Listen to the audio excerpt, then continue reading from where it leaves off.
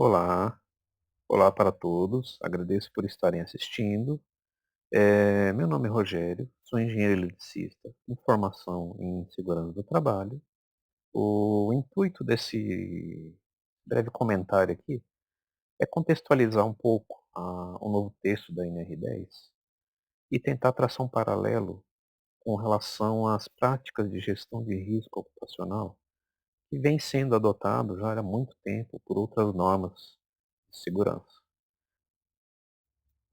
Então vamos lá. Bom, pessoal, o novo texto, a nova redação da NR10, já traz um viés voltado à metodologia de gestão de risco. O que é que isso significa? A gente percebe que, de um modo geral, o governo ele tem alterado as normas regulamentadoras de forma que elas façam uma interface forte entre si e, além disso, sigam metodologia de gestão de risco integrada. O que significa? A gente observa,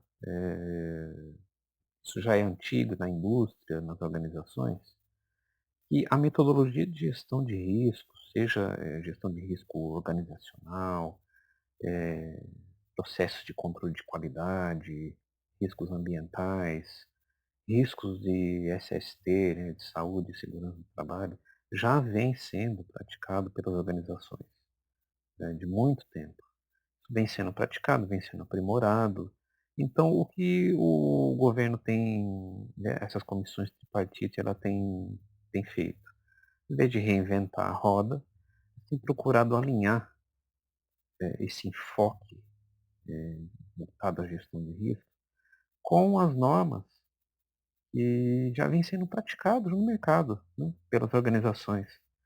Isso é bem interessante, porque a gente percebe aí um alinhamento já, né, com o que vem sendo praticado aí.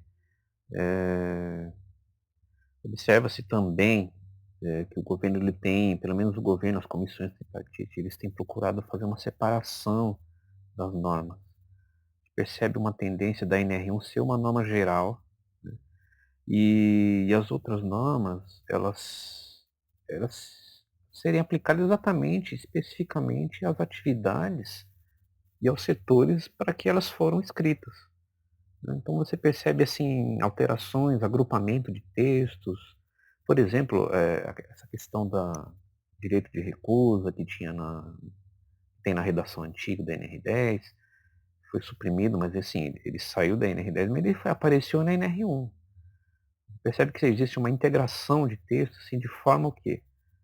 Se ele foi para a NR1 e a NR1 é uma norma que abrange todo o escopo das outras normas, então o direito de recusa também aplica a diversas as outras normas, mesmo que esse texto não esteja expresso.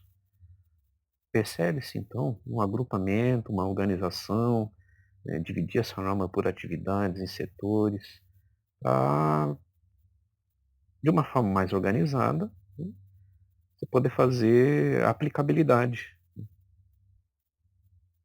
à atividade de risco.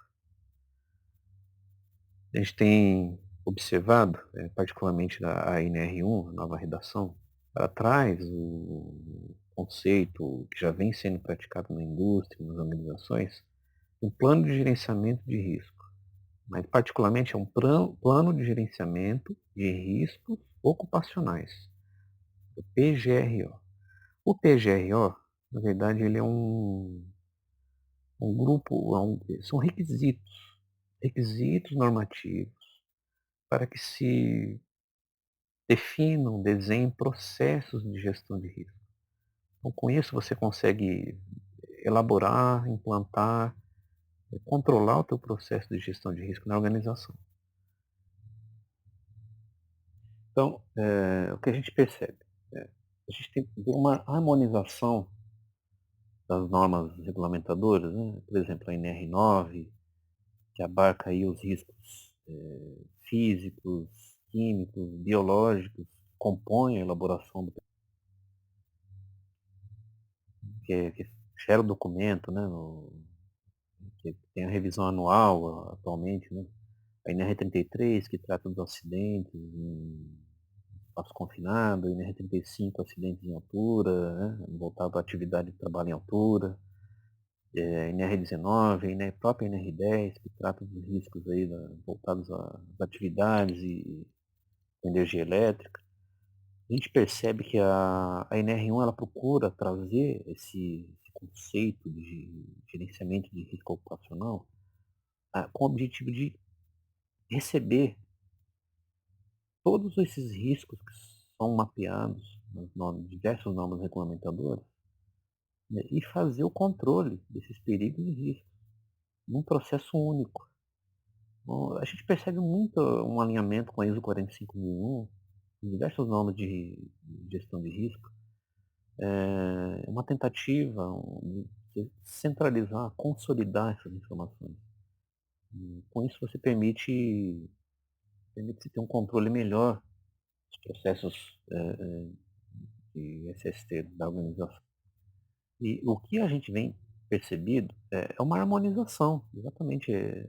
Tenta-se aí fazer uma harmonização para fazer uma integração, para poder construir um plano, um plano de gestão de risco integrado.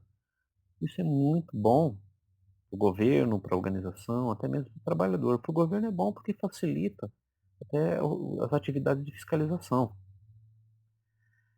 Para a empresa, para a organização, é interessante porque permite-se fazer uma gestão melhor do controle de riscos da organização como um todo, né? Você não fica mais restrito. O que acontece? A gente percebe os processos de gestão de risco, de saúde e segurança do trabalho, processo muito cartorário, muita geração de documentos, muita formalização, né? Às vezes perde-se aí o objetivo, o foco que é a melhoria da saúde e das condições do ambiente de trabalho, né? Você parte para um mero gerenciamento de documentos, né? Gera-se muito papel, gera-se muita informação que se isso fica de forma solta, de uma forma não integrada, é difícil você medir, difícil controlar, acompanhar isso. Você tem um custo maior, né, para você gerenciar essas informações. E a harmonização dessas NRs com as normas internacionais, com as normas de gestão de risco, visa aí simplificar, né, até mesmo para a organização. E o trabalhador ganha, porque vai ter um ambiente mais propício de segurança, saúde, né, diminuição dos riscos. De forma geral, a sociedade acaba se beneficiando. Essa aproximação das normas regulamentadoras com a gestão de risco, ela é tão forte que, assim, existe um texto ali, um item lá da NR1, que, assim, que o processo, o programa de gerenciamento de risco, o PGR, que é um instrumento que viabiliza o GRO, ele precisa ser revisado a cada 2 ou 3 anos. E a cada 3 anos, se a empresa, a organização tiver um processo de certificação em saúde e gestão de segurança do trabalho. Então, ou seja, de certa forma, um incentivo que busca, faz a organização querer procurar melhorar os seus processos internos de controle de risco. Já que se ela tiver se ela for já um órgão, uma organização certificada, a revisão desse documento, desse PGR, é somente a cada 3 anos. Então, é um incentivo, né? É bem interessante.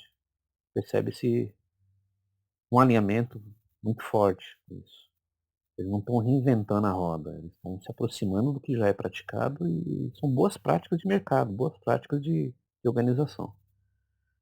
Então, o que seria, contextualizando aqui, explicando o GRO, como eu falei, né? O GRO ele, são requisitos.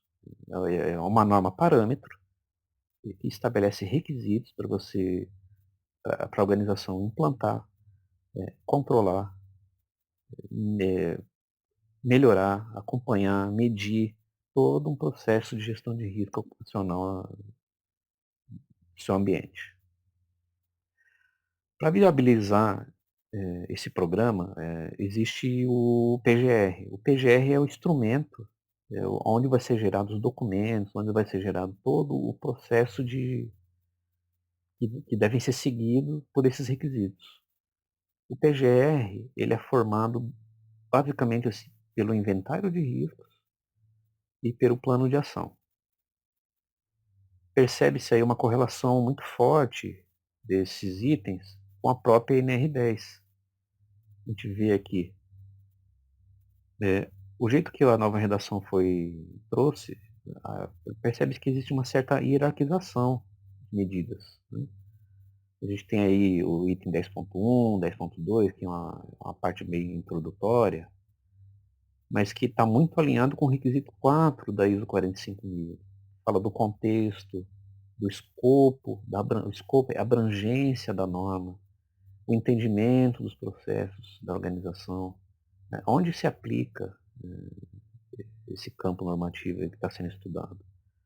Aí depois vem identificação e prevenção, que são o item 10.3, aí depois o 10.4, 10.5, 10.6, que são as medidas.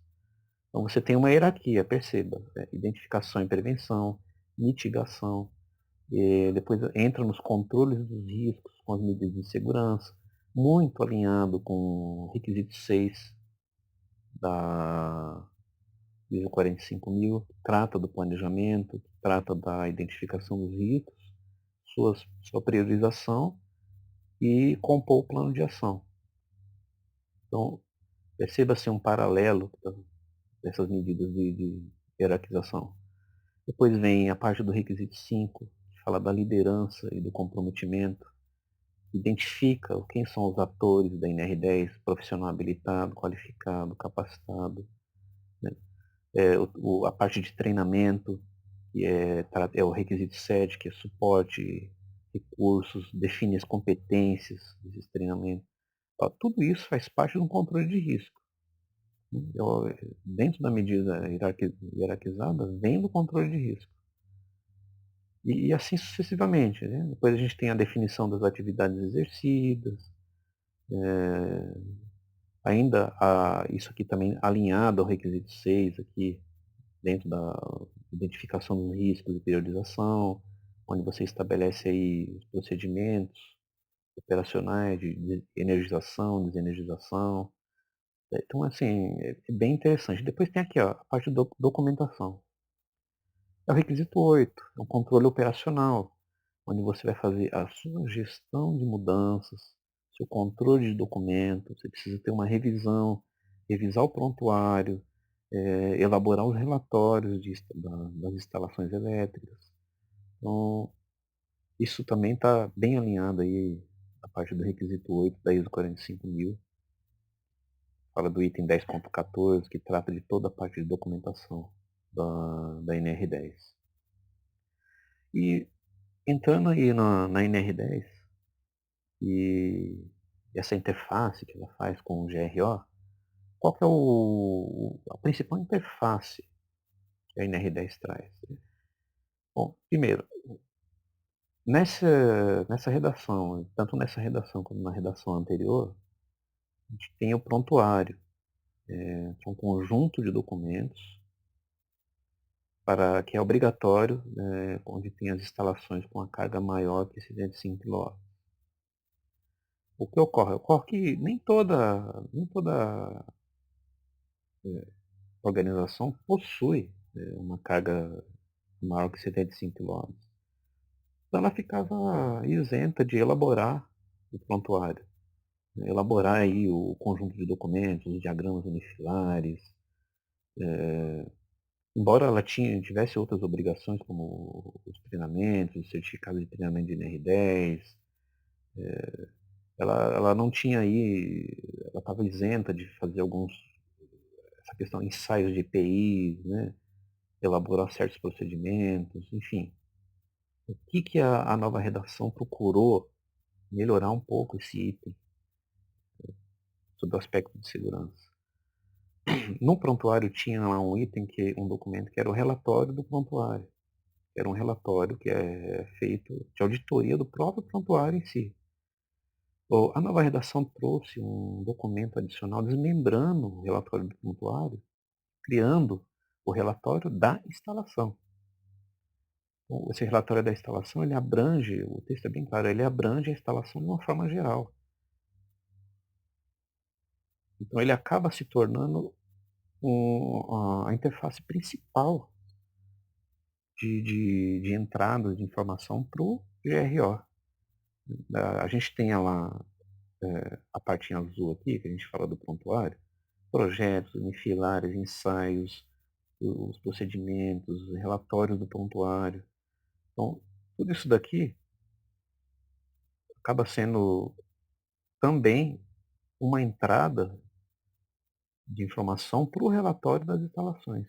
Então, eu percebo assim, o relatório das instalações acabou sendo um documento, acaba sendo um consolidador do inventário de riscos, da elaboração do plano de ação, da avaliação dos riscos, né? Acaba sendo uma entrada aqui, de onde vem a análise de projetos, as proteções, as técnicas seguras de você elaborar e montar o projeto, a eliminação do fator de risco, o que foi feito em termos de alteração de layout, mudanças, alterações de processo de trabalho para evitar o risco.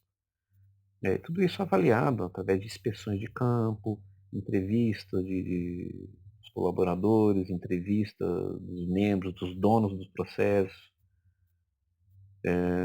a análise das proteções coletivas, os documentos, ensaios. Então, assim, você tem aí as responsabilidades, os treinamentos com certificados, as medidas de proteção individual, tudo isso serve como entrada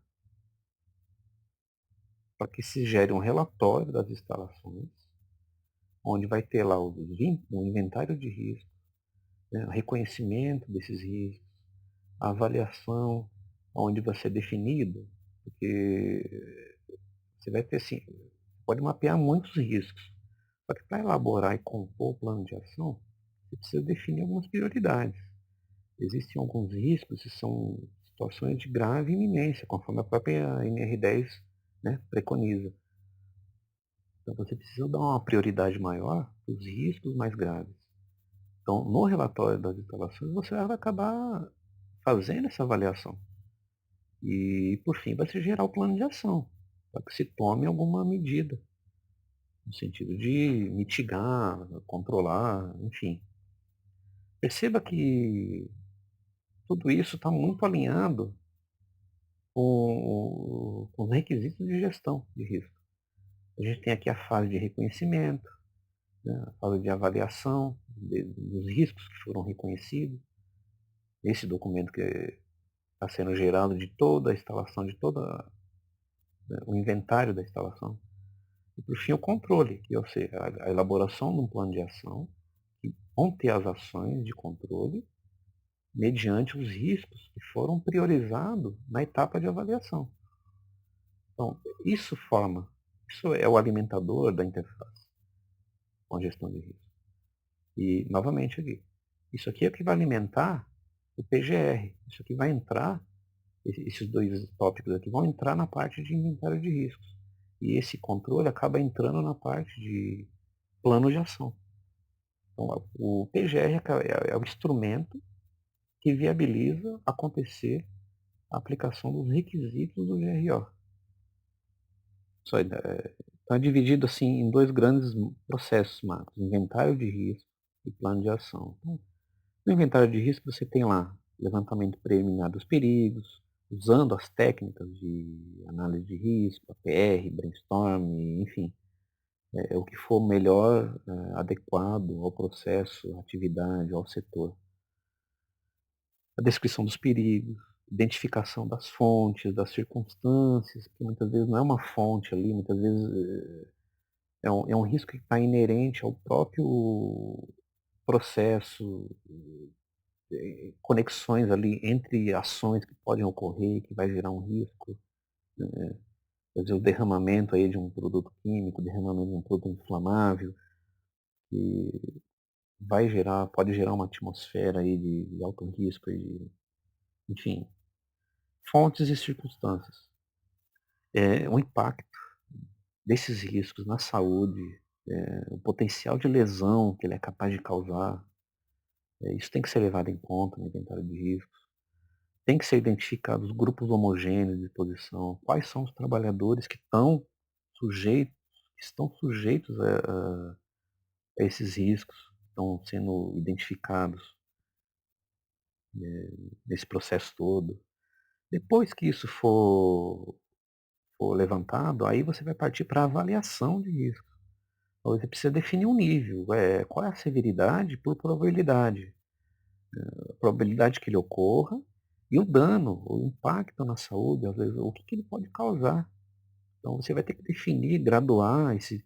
Aí você pode usar uma matriz de risco, se não me engano, para você poder classificar no sentido de priorizar. Aí parte-se para o plano de ação. E aí no plano de ação você tem as medidas de prevenção, que vai eliminar os riscos. E quando não conseguir eliminar, aí você precisa partir para o controle. Aí você tem a hierarquia, né, do processo de gestão de risco. A hierarquia que tem que ser adotada. Ou você vai adotar proteções coletivas, definir medidas administrativas, vai organizar melhor o trabalho, o layout daquele ambiente, a fim de enclausurar o perigo, enclausurar aquele problema. Aí, por último, você perceber até a própria NR10, por último, você percebe que você adota uma medida de proteção individual. Quando nenhuma das outras for suficiente para eliminar, controlar de uma forma segura esse risco, parte para a proteção individual.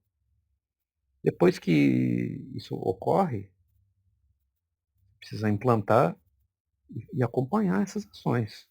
Esse plano de ação precisa vir de um cronograma, precisa vir de um acompanhamento. Quais são as ações que foram definidas a serem adotadas? E como é que você faz isso? Através de inspeções no ambiente de trabalho, através de estudo dos procedimentos que foram definidos, fazer medição, monitoramento dos ambientes, né? Você vai medir um agente químico, agente físico, medir ruído, as inspeções do ambiente de trabalho, você vai verificar, fazer uma inspeção aí com enfoque de NR10, né? Identificar partes vivas, identificar falhas ou potenciais riscos no processo de manobra de uma chave, acionamento, enfim. Tudo isso precisa ser acompanhado, precisa ser acompanhado de perto para ser uma mudança, uma ação mais efetiva, ter um resultado mais efetivo. Então, pessoal, assim, é óbvio que assim, não há uma pretensão aqui de dar um treinamento de gestão de risco em SST ou de outra forma.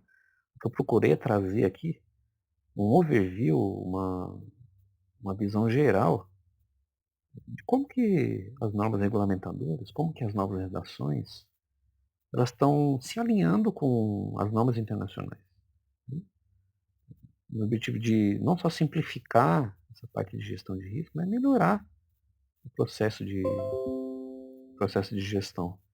Eu trouxe aqui algumas normas, né? Algumas até são antigas, mas assim, o que está em voga hoje é a 45001, né? A gestão de risco integrada em SST, né? Que é aplicável aí, que a gente tem estudado.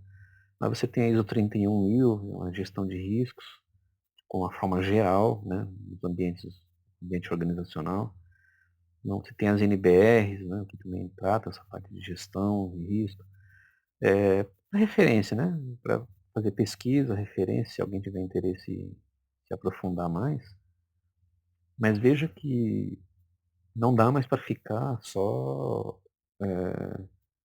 olhando isoladamente para uma norma.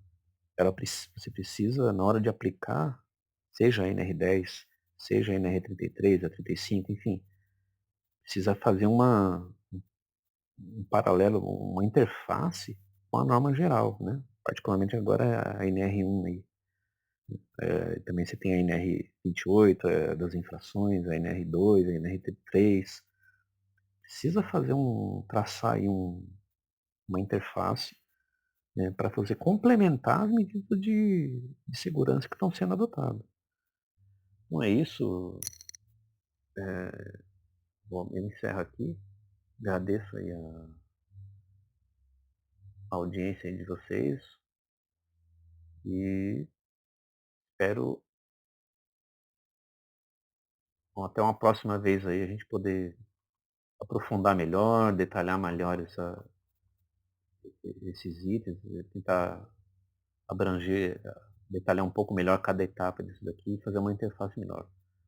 Com o tempo que foi disponibilizado aqui, a gente precisou resumir muita coisa e acabou que não deu para entrar tanto em detalhe assim. Mas, agradeço aí a oportunidade de estar aqui e obrigado pela audiência de